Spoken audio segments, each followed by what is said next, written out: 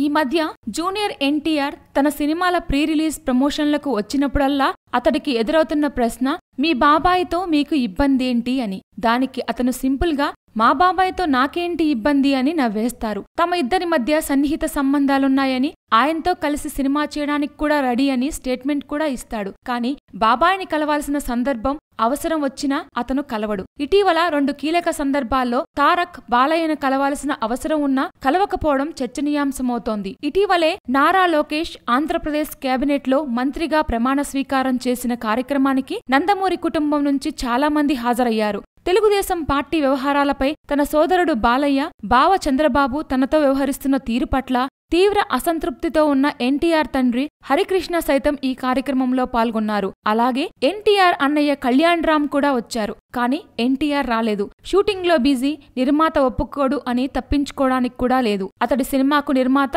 కళ్యాణ్ రామే. ఒక పూట షూటింగ్ వద్దనుకుని రావడానికి ఇబ్బందేమీ లేదు.